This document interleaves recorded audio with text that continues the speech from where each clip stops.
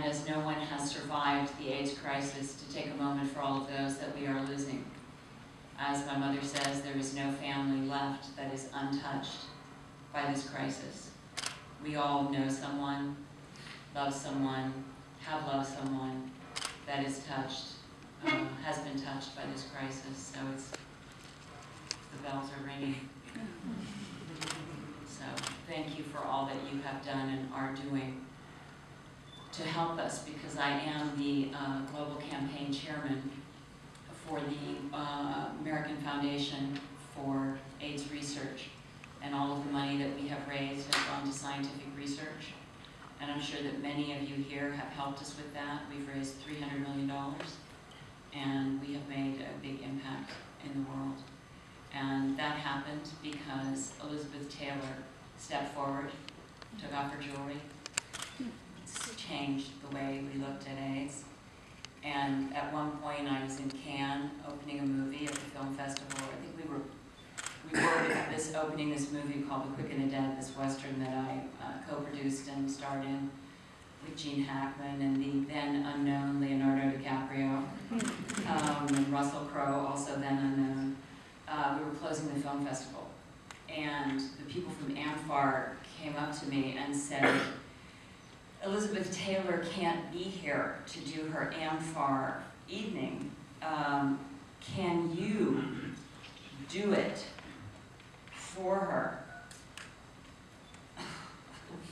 Like, can you even imagine someone coming up to you and saying, can you just fill in for Liz Taylor tonight? I mean, like, what?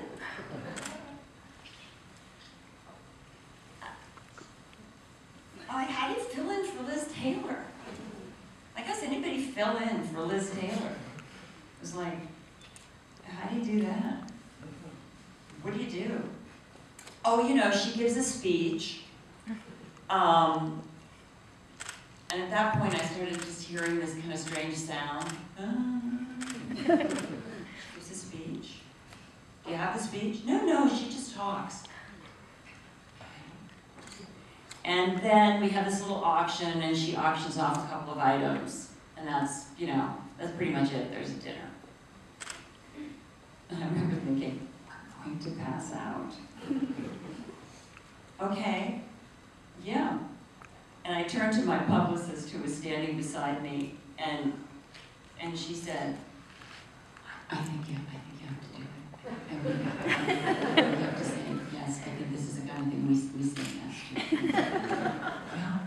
Yeah, I did too. She said, I think we have to say yes. And so I said, yes.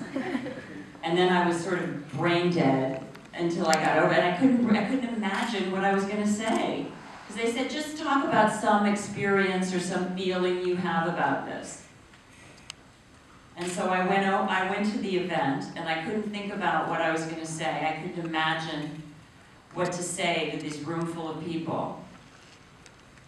And so I went in and told my personal experience with AIDS, which at that point had been that someone had come on the set and asked me if you know what Make-A-Wish Foundation is? Someone had come and said, there's a family and the daughter's Make-A-Wish is she's dying, and her wish is she would like you to come and make her up for her school dance. Will you do it? And I said, sure, of course I'll do it, no problem. So I got all the stuff together, the rollers, the makeup, the fashion magazines and everything, and I went to her house and I thought, we'll do this and I'll help her and she'll get ready and she'll go to her school dance. But I got into, the mother opened the door and she was like, hey, great, thanks, you're here. And I walked in and the little girl was on her sofa. She was actually almost, she seemed like she was levitating slightly above the sofa. She was so thin.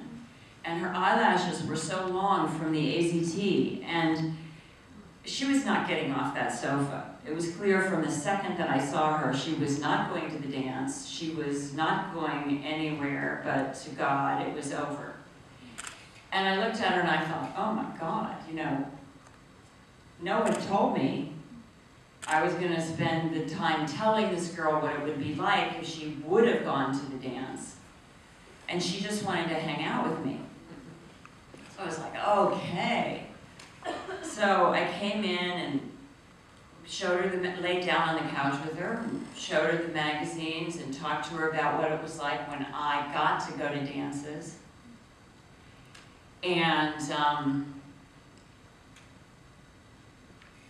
And she was worried about her sibling that was going to survive her. And we talked about that. And then I asked her what her real wish really was.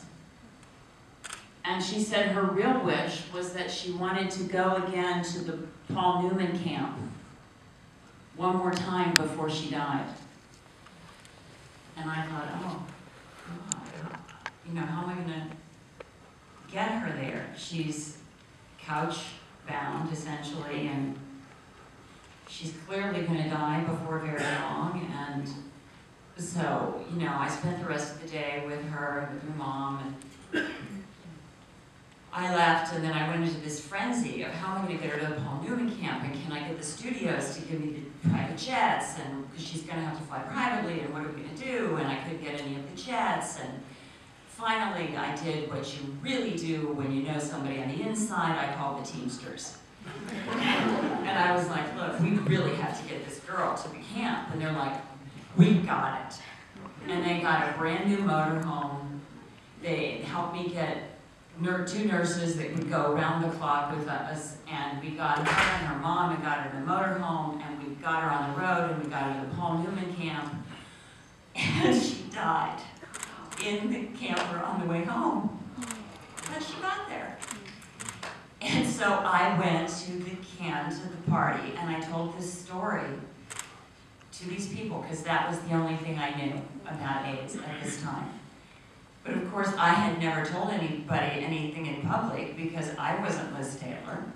So I just stood up and started to tell it, and from the first breath I took, I cried the entire time I talked. And of course, the whole room cried too, because they, 16 years ago, hadn't heard anything about AIDS in public. So I left. Oh, and then we had 2 things to sell because we never auctioned anything before. First, we had the item we had to sell, and then everybody was having so much fun. I auctioned off the salt and pepper shakers, standing on a chair, and we made like $120,000. And then the next day, they came over and said, well, you know, Liz is not really doing that well. Can you take this position for 3 years? And my publicist said, this is a career killer.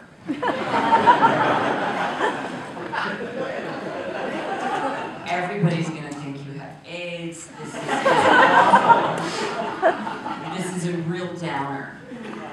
But if you don't do it, I'm going to kill you. I said, yeah, we got to do it. We got to do it. But this really is actually what I said. This blows. This is really, but you know we have to do this. This is the only right thing to do. She's like, it's the right thing to do. I'm like, are you in it with me? She said, I'm in it with you. She also ended up being the publicist who stood behind the Dixie Chicks. So, great lady. So we did this, and I am now in my 16th year of my 3-year comeback. It is a career killer, I can tell you. But it is a great, great journey. And it is a tremendous education. It is just it's a mind-blowing educational journey. And whenever I forget why I'm on it, I remember my day in the living room with that girl. So that's a wonderful story. My story. Thank you for